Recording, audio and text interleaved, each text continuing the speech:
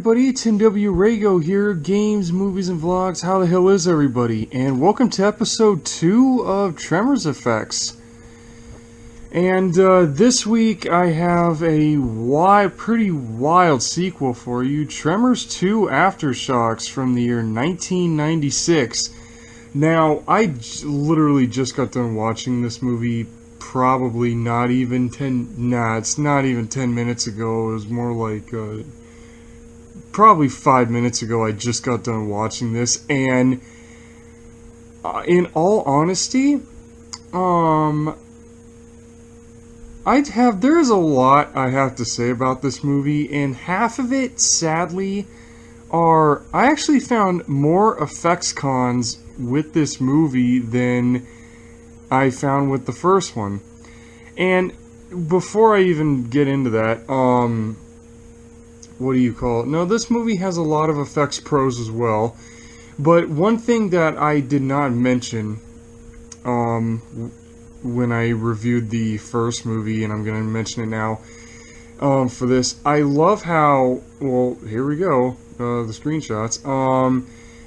I just so love it, like how in the first movie for the graboids that they name off like every single monster origin that has been used in so many movies, like either mutations by radiation or made by the government, or they're prehistoric, or they're aliens.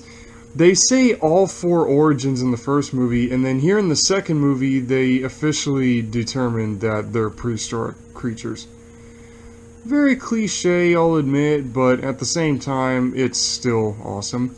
And right here, this is my first effects con with this movie. Like, the opening of the movie it's awesome, because it's like, wow, this movie gets right to the point and has somebody get eaten by a graboid, but the way the graboid puppet works, now, the first Tremors movie was released theatrically. This was direct-to-video, and this clearly shows, because the way this graboid puppet moves, it moves a little too much like a puppet and not as smoothly as the first movie. I mean, it's very well detailed, once again, super detailed, but just the movement is a little too much like a puppet. So yeah, like effects con right at the start of the movie, it's like okay, good, this movie gets to the point, but the puppet just the movement could have been a little bit better. To me, in all honesty,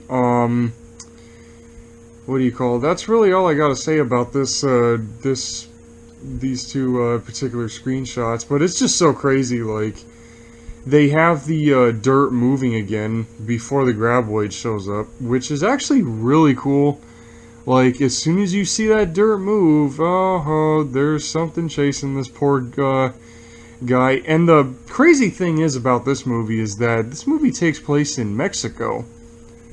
Like, wow, so there's graboids in other parts of the world and not just in the United States.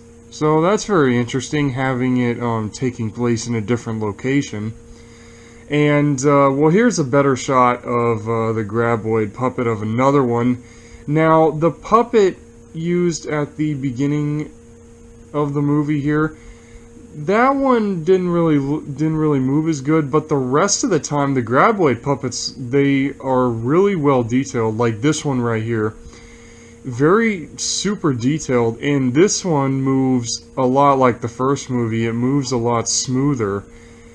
And this time, the graboids actually have, like, an actual roar. Like, the other time it was just, like, screeches and bellows in the first movie. But in this movie here, they got, like, actual roaring sounds. They're really high-pitched, which is very interesting considering they're fat and big. I mean, seriously, just look at this monster. Look at this thing. I mean, they're 30 feet long, of course, but their bodies are thick. I mean, seriously. It's so weird that their vocalizations are so high pitched, and yet look how just massive these things are. They're like desert carnivorous desert hippos or something like that. And okay, this shot here, I know this is a behind the scenes photo, but I could not get a screenshot of the dead one.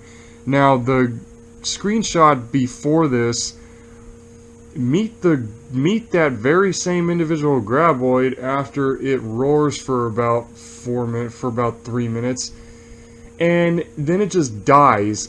But the crazy thing is that you never hear the sound of this thing cracking open, nor do we ever see it. Like, I think it's a scene that should have been in the movie where it's like you see the graboid busting open. I mean, seriously, it's a very odd scene the way it's edited. It's like you hear it screech and roar, and then cut to this drawn out shot of two of the human characters coming up and seeing it busted open like this. It's just like, okay, but the effect itself is just disgusting. Like, when it comes to the phrase, just the word nasty, disgusting, or whatever, this movie has a lot more than the first one. And here we go. This is what busted out of the graboid. Meet the Shrieker. Now, the Shrieker is a little bipedal, basically a bipedal graboid that does not have the oral tentacles with the screeching mouths at the end. This just has one tongue, but it has the same basic head design, the top beak with the 3 other jaw joints. But the interesting thing about this creature is that if you notice the weird little organ on top of its head that's open and looks really fleshy and just gross, it basically sees like Predator. It sees body heat, and that's how they hunt. Now, there is an effects con with the creature too. Well, actually, before I get into the effects con, let me finish basically praising this thing. It's awesome that this movie doesn't try to copy the first one. Like, it kind of does for the first half, you know, just grab them to the human characters shooting at graboids, and they don't stop on the monster gore. There's graboid blood and guts going all over the place, but then they add like a new life cycle to the graboids, which kind of, you know, makes it like, oh, we got something new going on. And as cool as the Shriekers are, they don't say that name in the movie itself, but that's what these creatures are known as. But there is an effects con with them. Sometimes when they're being grabbed or they move, they look a little too rubbery at some point. That's the one crazy thing about this, is the animatronics, and there's a lot of animatronic Shriekers in this movie, and I mean a shitload of puppets for the Shriekers, and they look too rubbery at some points, which is kind of a downer, because it's like when you watch it, it's kind of cringy. And here you go, the way they reproduce, this is a baby, and the screenshot before it was this baby coming out of that adult's mouth. And the way they literally explain it is, when a Shrieker eats a huge amount of food, they give birth and they start multiplying. They're hermaphroditic creatures, but just watching the adult give birth to this thing, in the words of Earl Bassett, oh, good God. Just watching it just now, like, okay, I know I've seen worse, but for for this kind of movie made from 1996, just wow, it is nasty. This is just gross. Like, wow, okay. And see, here we go, another shot of the Shrieker puppet. Now, here you get to see it in full view. Not, yeah, just that whole giving birth thing was just, it was just nasty. But, here's a full shot of one of the puppets. It looks really cool.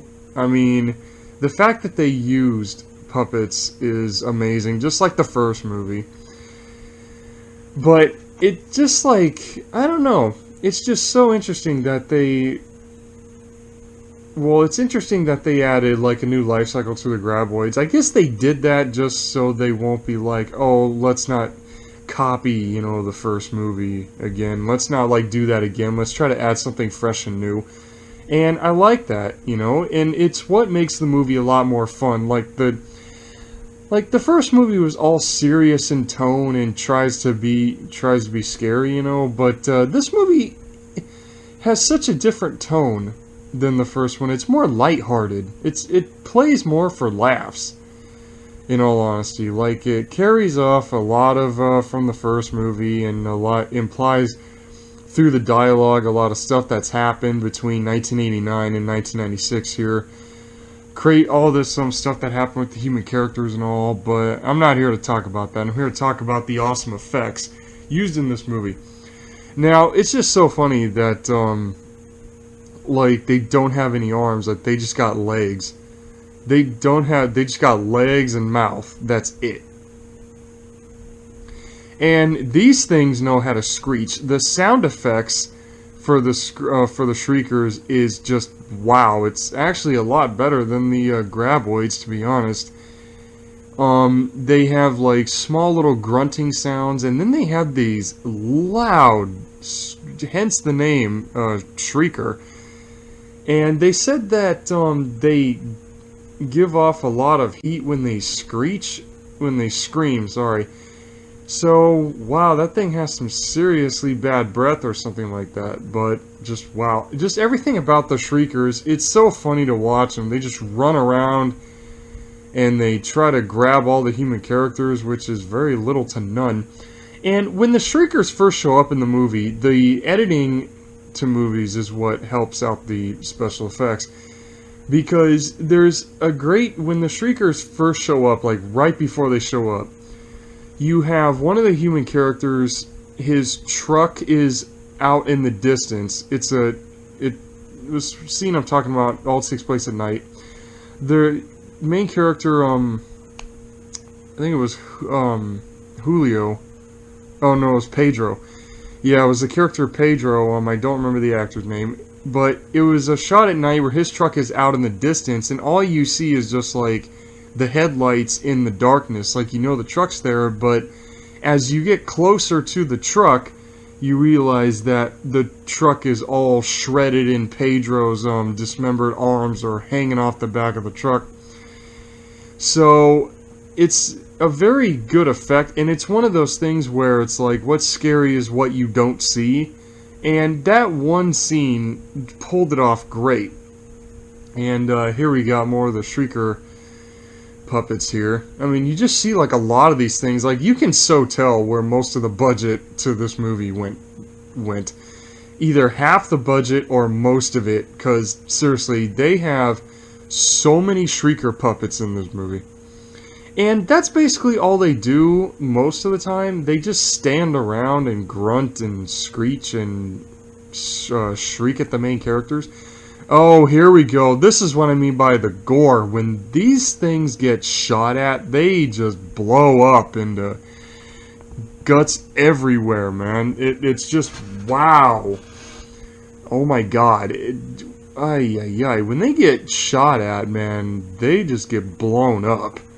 And that is those are the main effects highlights of this movie. I mean, yeah, the graboids blowing up, it's like, okay, good, they added in the graboid inside splattering everywhere, but the Shriekers, they kind of take the cake a little more than the graboids, because just from this one shot alone, look at this. This is just like, oh, damn!